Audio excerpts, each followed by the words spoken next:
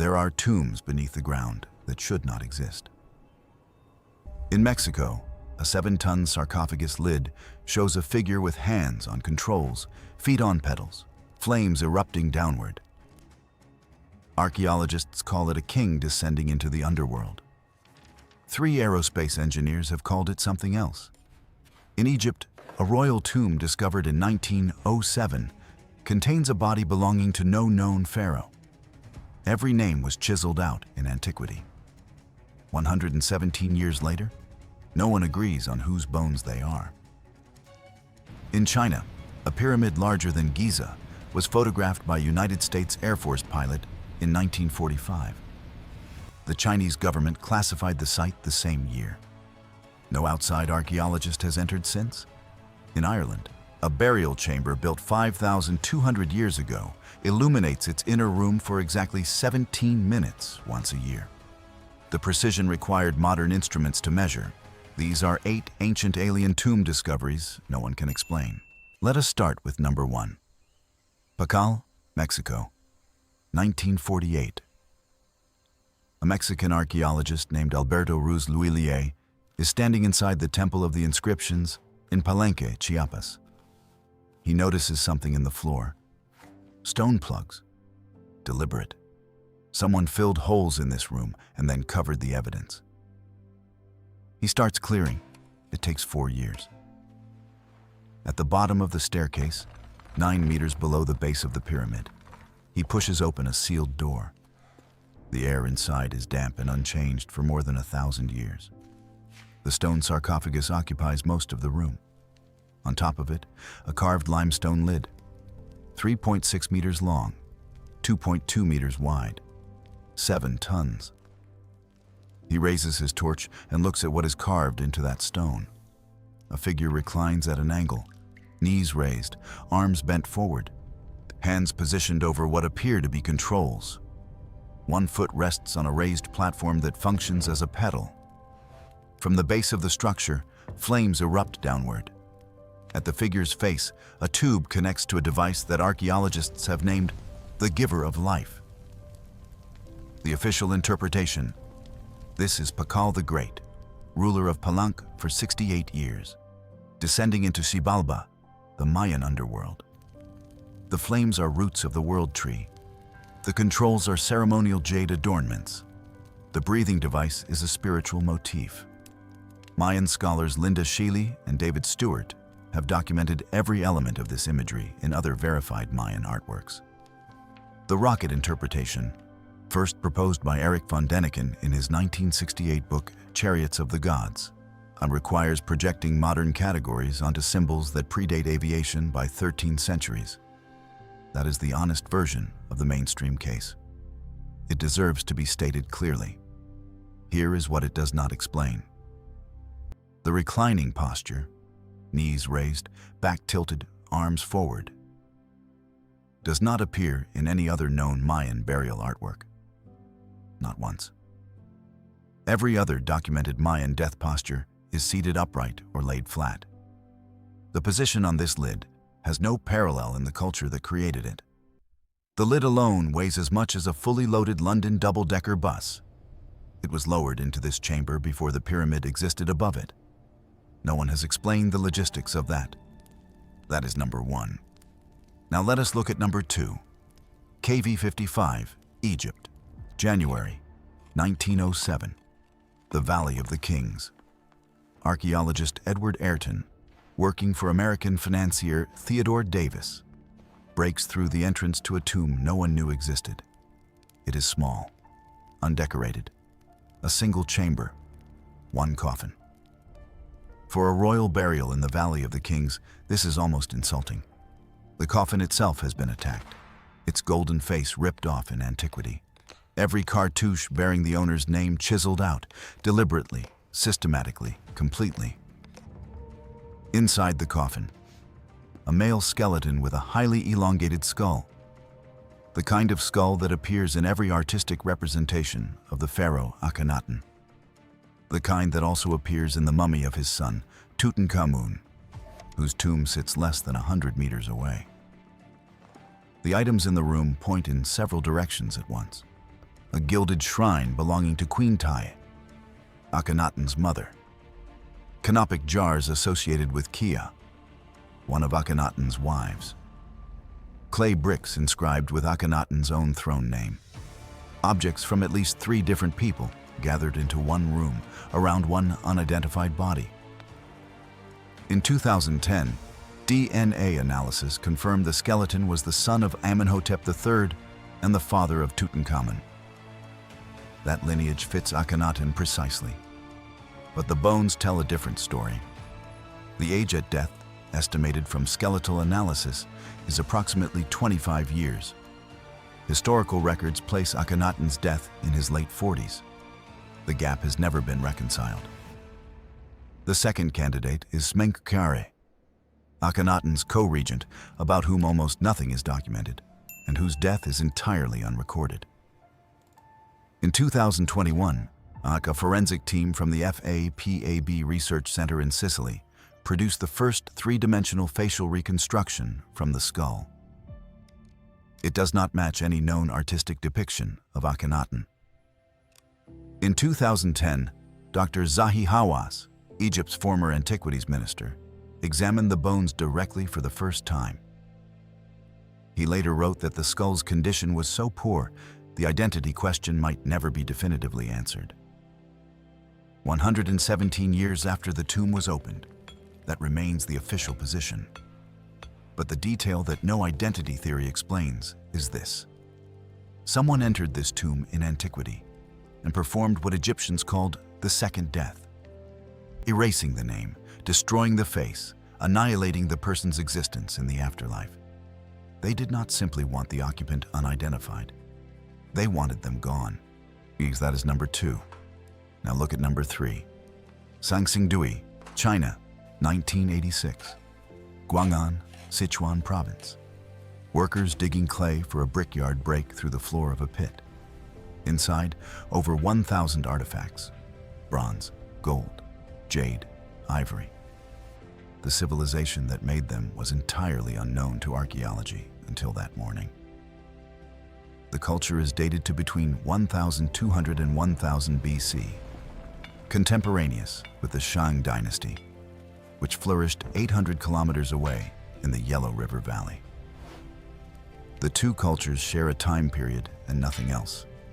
The artistic style of Sanxingdui has no precedent in Chinese history. It has no successor either.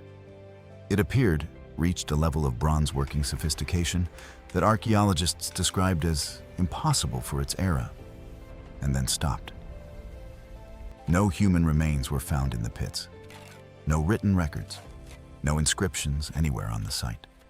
No evidence of trade, warfare, or communication with any neighboring civilization.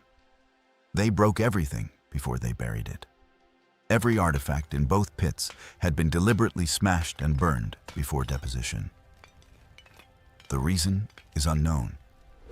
It has not been proposed with any confidence by any researcher in the nearly 4 decades since the discovery. The bronze masks are the find that stops people. The largest measures 131 centimeters across.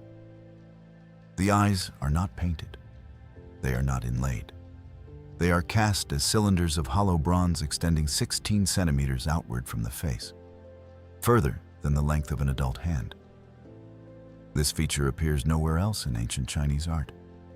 It appears nowhere else in the ancient world. The mask stares back at you across 3,000 years. The eyes, 16 centimeters of hollow bronze protruding from the face like telescopes, do not look like any human eye. They do not look like any artistic stylization of a human eye. They look, according to the first archaeologist to uncover one, as if they are watching something we cannot see. In 2021, a new excavation at the same site uncovered a gold mask fragment. 280 grams, 84% pure gold, the heaviest and purest gold mask from this period ever found in China. The site is still being excavated. The name Sanxingdui means 3-star mounds. Local legend says the mounds were created when the heavenly emperor cast handfuls of earth from the sky. The civilization vanished around 1000 BC, no conquest. and no disaster on record. They simply stopped, destroyed what they had made, buried the pieces, and disappeared. Before we continue, and we are only halfway through the list, you need to understand that what is coming gets progressively less explained the further we go. The last 3 tombs on this list have something the first 3 do not: active, ongoing government suppression. Subscribe now so you do not miss the second half, because this is where the official record ends and the silence begins. Number 4. Newgrange, Ireland. December 21st, 1967. Archaeologist Michael J. O'Kelly is sitting alone inside a 5,000-year-old burial chamber in County Meath, Ireland. It is before sunrise. The chamber is completely dark. He has a theory about a gap in the stone above the entrance, a feature no one had assigned a function to. He wants to test it. At 8:54 Greenwich Mean Time, a beam of light enters through the gap. It travels 19 meters along the passage. It reaches the chamber floor. It illuminates the carved stones on the rear wall. O'Kelly later wrote that the experience was unlike anything in his professional career. He was the first person to witness it since the structure was built. Approximately 5,000 years had passed between the last witness and him. A Newgrange was constructed around 3,200 BC. That makes it 500 years older than Stonehenge and 600 years older than the Great Pyramid of Giza. The mound is 85 meters in diameter and 12 meters high. It contains approximately 200,000 tons of stone and earth. The corbelled roof, stones stacked without mortar, each layer slightly overlapping the last, has remained completely watertight for 5,200 years. The gap O'Kelly identified is called the roof box. It sits 2.5 meters back along the passage above the entrance.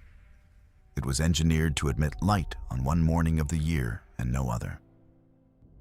On the winter solstice, the beam enters at 8:54, travels the full length of the passage, and illuminates the inner chamber for exactly 17 minutes. Then the sun shifts. The light disappears. The chamber returns to darkness for another year.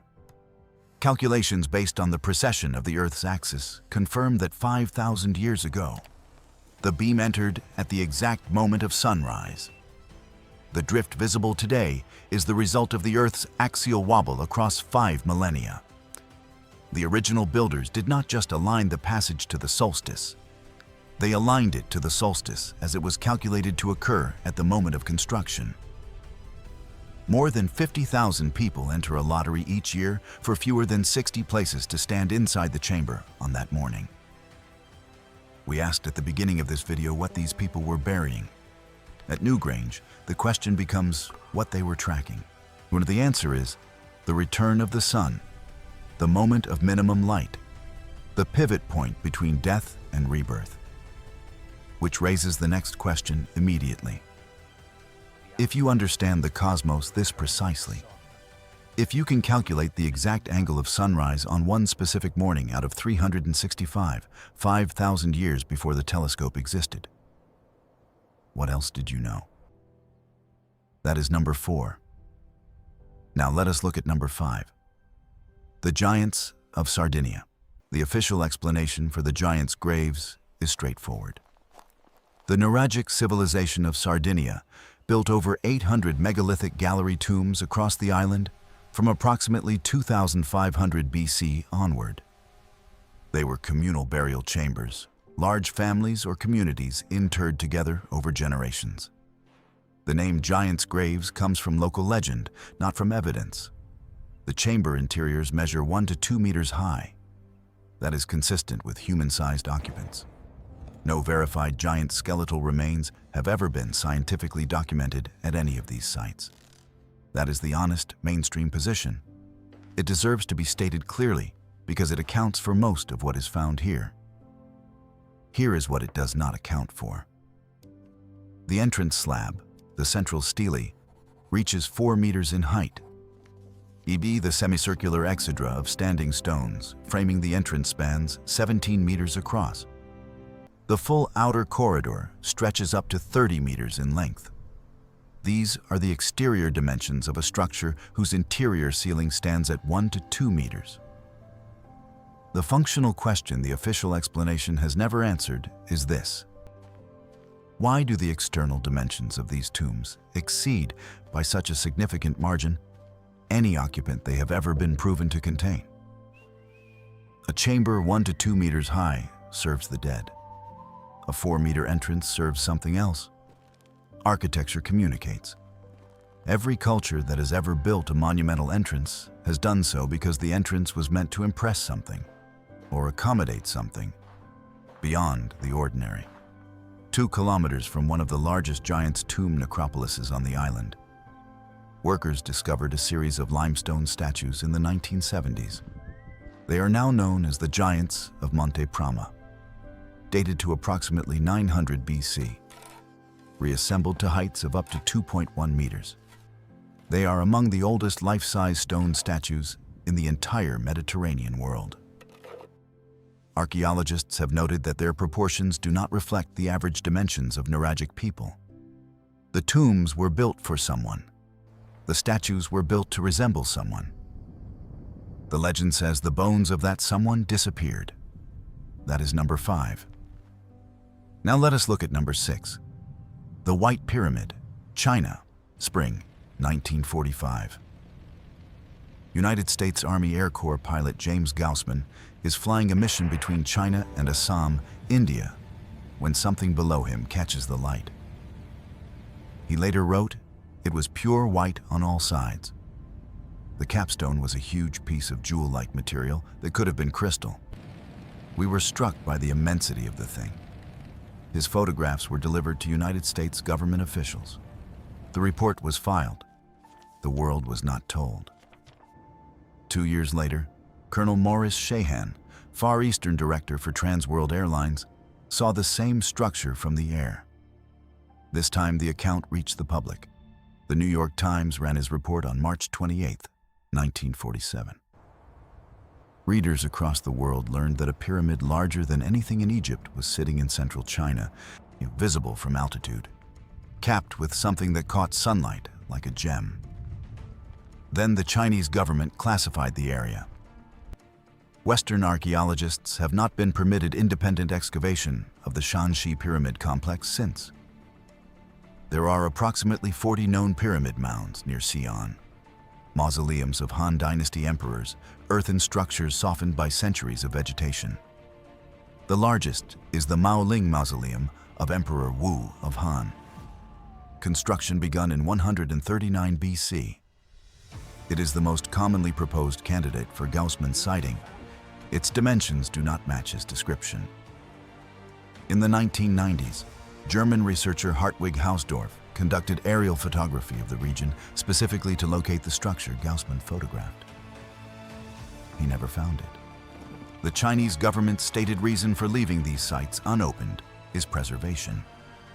They cite the damage done to Tutankhamun's tomb by the rushed excavation of the 1920s as evidence that premature opening destroys more than it reveals. That position is not unreasonable. Archaeology has learned hard lessons from exactly that kind of urgency. What makes it complicated is this: remote sensing surveys of the nearby mausoleum of the first emperor, Qin Shi Huang, builder of the Terracotta Army, have confirmed the existence of vast underground structures. Ancient texts describe mercury-filled rivers running through the burial complex. The tomb has never been opened. The mercury readings taken from the soil above it are anomalously high. They built it. They sealed it. They classified it. On the question from the beginning of this video, what were they burying? Here has a specific, uncomfortable answer. They buried something valuable enough to keep secret for 80 years. And counting. That is number 6. Now let us look at number 7. Hayu Marca, Peru, September 1996. A mountaineering guide named Jose Luis Delgado Mamani is walking a trail he has walked before in the Hayu Marca mountain region, 35 kilometers from the city of Puno in southern Peru. He turns a corner. Cut into the rock face in front of him is a door, 7 meters high, 7 meters wide, carved from a single rock face with no seam, no join, no separate pieces. At its base, a T-shaped alcove just under 2 meters high, precisely the height of a standing adult.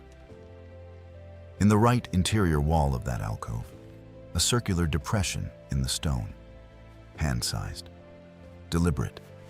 Its diameter and depth are specific enough that archaeologists have documented it as a measurable physical feature rather than a natural formation.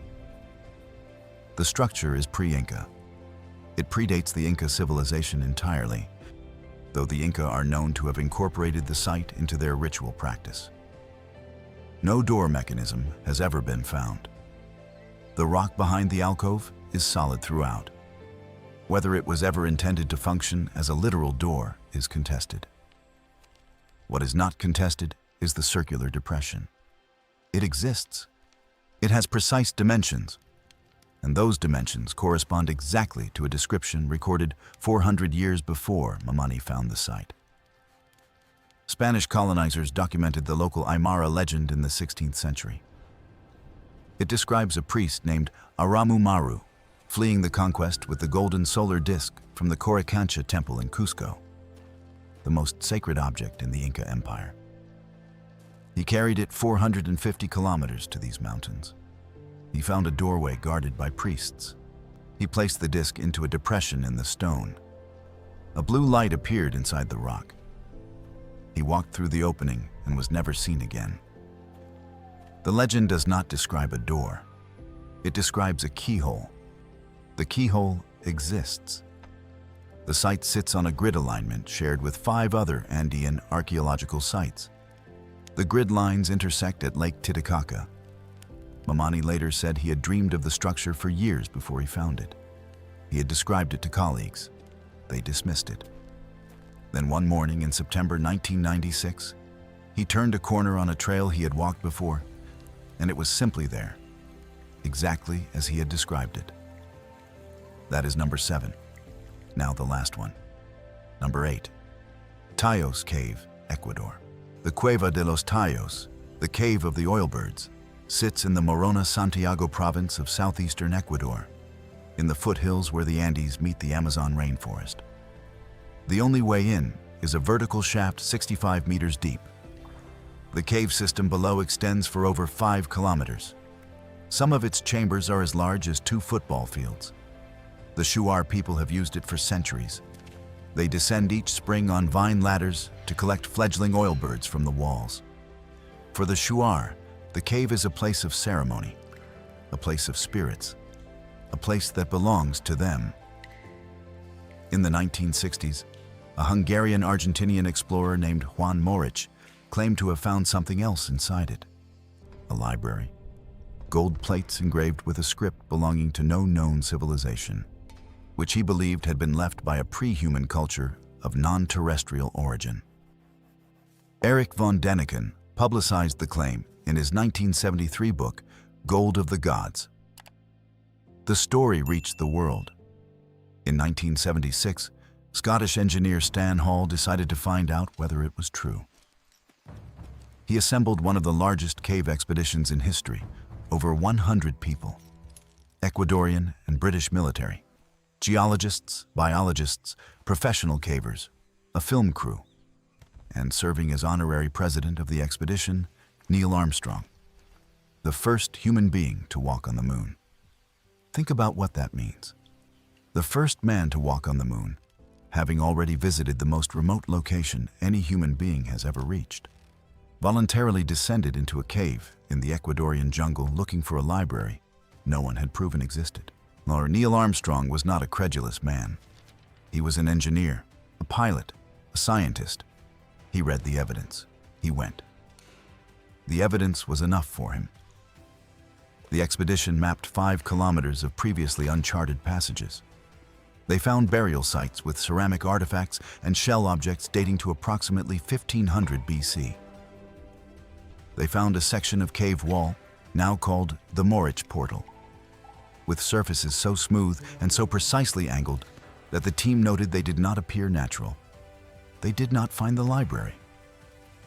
After the expedition, the Shuar guides told Hall that the team had been taken to the wrong part of the cave. The true location, they said, was known only to a small number of Shuar elders. Hall spent the rest of his life attempting to organize a second expedition. A man who claimed to know the exact location of the library was murdered before he could pass that information on. Hall died in 2008. The second expedition was never completed. In 2018, the cave was revisited by explorer Josh Gates for the television series Expedition Unknown. He descended with Shuar guides and Eileen Hall, Stan Hall's daughter, who had continued her father's work for a decade. They found the cave unchanged. They did not find the library. No subsequent expedition has located the metal library.